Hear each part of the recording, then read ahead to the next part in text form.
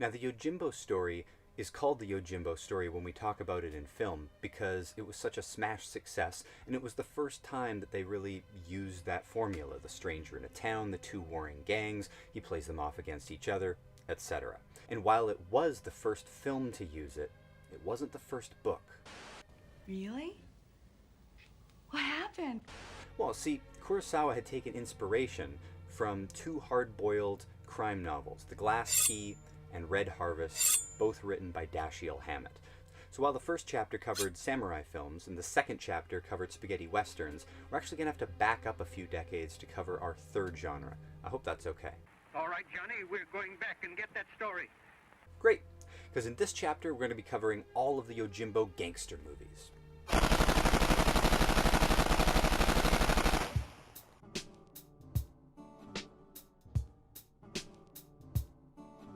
Now, to find the beginning of this story, we actually have to back up all the way to 1920 to the Anaconda Road Massacre. All right. What have you got?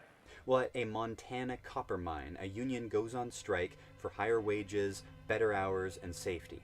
The previous 5 years had been really tough, with the union house being burnt to the ground, and one of the key organizers was beat up and strung up. Go on. What's the matter with you? Sorry, I was just thinking how crazy it is. That was 100 years ago. The people are the ones that make these corporations go. It's not the other way around.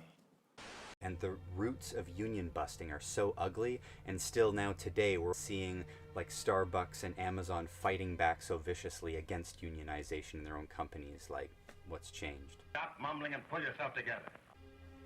Okay, well look, all of this came to a head in April of 1920 when the sheriff deputized the mining company's guards to face down a couple hundred striking workers, and at some point they open fire into the crowd, they shoot 16, and they kill one person. All shot in the back, of course, while they were running away. There's a snake for you. Yeah, tell me about it. Well, the same day, a local newspaper reported that the head of the Anaconda Copper Mining Company had suggested the killings and hangings to help with the strike. You're drunk. Of course, I mean, they couldn't prove who shot the guy, right? Who died. So there's no justice there. The mining company even discredited testifying workers by saying they were recently immigrated and therefore unreliable. Yay! Xenophobic rhetoric! Good thing we grew out of that bigotry. So, I mean, that effectively ended the strike, of course. Chalk another win up for big-moneyed interests. Stories that enrich the soul. Oh, stop your crying. I got enough troubles of my own. Well, one man who allegedly worked for the Pinkerton Detective Agency and also allegedly declined a contract to terminate the union man a few years earlier that was strung up and beaten was Dashiel Hammett. That pollywog stew to the gills. Can't stand on his feet long enough to finish a sentence. Well, he was working in Montana at Butte at the same time. Hammett took inspiration from those experiences and crafted a character that he named the Continental Op. That's sort of like a 007 moniker, making Hammett's lead the first man without a name that we've covered here. Telling me the truth? Be careful. No, absolutely. Yojimbo wouldn't be released for almost another 2 decades after this, and while Hammett would be best known for creating the archetypical noir detective Sam Spade in The Maltese Falcon, he began writing in print only 2 years after the Anaconda Road Massacre. Pretty damned impressive, right? In 1927, his novel Red Harvest was published in 4 parts in Black Mask magazine. Harvest as a novel is on numerous prestigious top 100 novels of all times list, if you put stock in what the intelligentsia thinks. Well, on the other hand, people do seem to enjoy it. The people, yes. Well, what the people got on screen isn't at all what they wanted, or maybe they really never knew what they should expect, as our first film in this chapter doesn't give Hammett any credit and changes the title. Now, ladies and gentlemen, we're about to start our little show. Roadhouse Nights in 1930 is seen by many as the first adaptation of Hammett's novel Red Harvest, but much like the production of Satan Met a Lady that preceded the Humphrey Bogart classic Maltese Falcon, Roadhouse Nights misses the mark for what we would now expect from an iteration of the Yojimbo story. But there was no Yojimbo, right? So we're left with a part crime, part comedy, part musical version of the same basic events. Oh, boy, this knocks me. Well, of course, there's the speculation that any similarities are merely coincidental, and this is really just its own movie. Actually quite dissimilar, so we can just move on unless you'd like to keep talking about Roadhouse Nights. No, thank you. Well, our second movie in this chapter is another masterful reinterpretation of the plot by the Coen brothers in Miller's Crossing in 1990, with an all-star cast. For starters. We're talking Gabriel Byrne, John Turturro, John Polito, Albert Finney, and Marcia Gray Harden. We can maybe have tea sometime. Now, Miller's Crossing is actually kind of a cross between The Glass Key and Red Harvest, both written by Hammett. The plot is more in line with The Glass Key, so we really don't need to spend that much time here either. And what the hell is that supposed to mean? Well, just what I said. I mean, it's more like The Glass Key, the character dynamics and the general plot, unless you don't think it has its Yojimbo elements. Not particularly. Well, Gabriel Byrne's lead is caught between two gangs, and he's manipulating them into fighting each other. Seems like pretty familiar ground. He's cynical, he's sarcastic, and there's a lady involved. And he gets smacked around. A couple times, actually. So it's not the closest adherent to our Yojimbo story structure, right? But you still might consider it as having some kind of merit for being on this list. I'll think about it.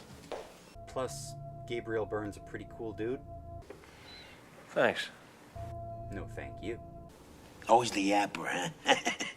Okay, Polito's amazing as well, okay? I mean, it wouldn't be the same movie without him. He delivers in any part that he's ever played. So I'm thankful that he's in it. Well, you're welcome. Sure. No problem. I mean, regardless of this list we're doing, Miller's Crossing is a great early Coen brothers movie.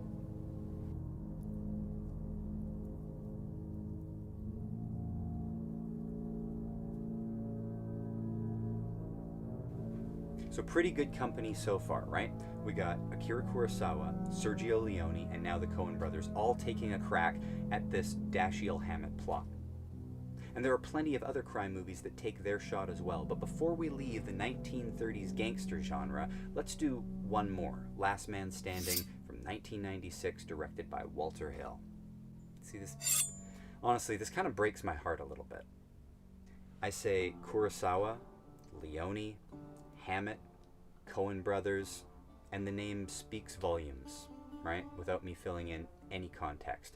The same should be true with Walter Hill, and I'm sure that there are plenty of you out there who know the significance of Hill's work, but his name, it's not a household name like James Cameron or John Carpenter or Tim Burton, and I think it should be. So to that end, let me give you just a few highlights, okay? Hill was a producer on Alien in '79 and a producer and a director for the HBO Tales from the Crypt series from the 1990s. Right? Like, that's huge already. He's directed The Warriors, 48 Hours with Eddie Murphy, Brewster's Millions with Richard Pryor and John Candy, Red Heat with Arnold Schwarzenegger, and even more recently, Bullet in the Head, starring Jason Momoa with Sylvester Stallone, and The Assignment as well with Michelle Rodriguez and Sigourney Weaver, which is an adaptation of a French graphic novel where a hitman has a forced gender-changing surgery and wakes up as a woman. That was way back in the olden days of 2016, though, when things were much less controversial and trans people were still very much marginalized and far less weaponized politically by bigoted people. I realize that a forced surgery does not a trans person make, but why would that matter to these hateful people? They would still not want the movie to be made, right? I mean, it makes me wonder whether this movie could ever be made today, and it's only like 6 years later, an action movie with gender transitioning themes in it at all. No, I don't think so. Well, Hill did all that, and he directed the definitive American Yojimbo in 1996 with Bruce Willis and Christopher Walken in Last Man Standing. And not just those two. Bruce Dern, Leslie Mann, Michael Imperioli from Sopranos, and obviously other stuff as well, William Sanderson, and David Patrick Kelly. Warriors, come on to play! Sadly, the movie was a box office dud at the time. You saying I did it? No, not at all. I mean, people weren't ready for something like this in the mid-90s. It was too dry and flat. If you read the reviews, that's what people were complaining about. Otherwise, movies like The Long Kiss Goodnight and The Last Boy Scout would have been better recognized when they came out, and I think that they have aged amazingly well over the years. I think he rolls his own. No, this is like the perfect mid-90s action movie, or should have been. You know, Bruce Willis was hot off of Pulp Fiction, and really everything he touched at this point in his career was money. We got the two-fisted John Woo-style gunplay with the guns that never run out of bullets. It's the kind of thing you saw it in Hard Target and Broken Arrow and Face Off, and even in Desperado, which is not a John Woo flick. Maybe it is. No, it isn't. It was directed by Robert Rodriguez. Actually, the entire movie has a bit of a Desperado vibe to it, really. Like the dusty Texas border town is similar to his Mexican border town. Desperado had just come out the year before, and if we mention Desperado, then really we've also worth mentioning that both Desperado, which is the sequel to El Mariachi, and El Mariachi are clearly both influenced by movies like Django and The Man with No Name, but I didn't include them on my list. There has to be a catch, a trick. Well, I mean, they do share a bunch of plot points that are on the list. The mysterious stranger coming to town, the girl, and one gang, fair enough. But in the end, I decided that there are plenty of revenge movies, and I really tried to stick to the formula of the two warring gangs dynamic to keep it specific. And these don't qualify. You're mad. But hey, I mean, I did mention them here, and they're both great in their own right, so we got that. What are you playing at? I'm just trying to keep us on track. So let's get back to Last Man Standing. Right at the start, we get Hill's version of Toshiro Mifune throwing the stick up in the air and letting it fall to decide which path to take. And here we see our anti-hero spinning a bottle for the same exact idea. And then we get Hill's version of the dog with the human hand, signaling just how creepy the town is. But here it's a dead horse just left in the middle of the street with flies to rot. And I also think that this is symbolic of the death of the Old West. The streets are still dirt and it's an old western town, but it's now lined with cars and there are no horses. Oh, and check this out. This is the first time that Kurosawa is going to get credit after the Leone situation. Now, there are two gangs, but I forget their names.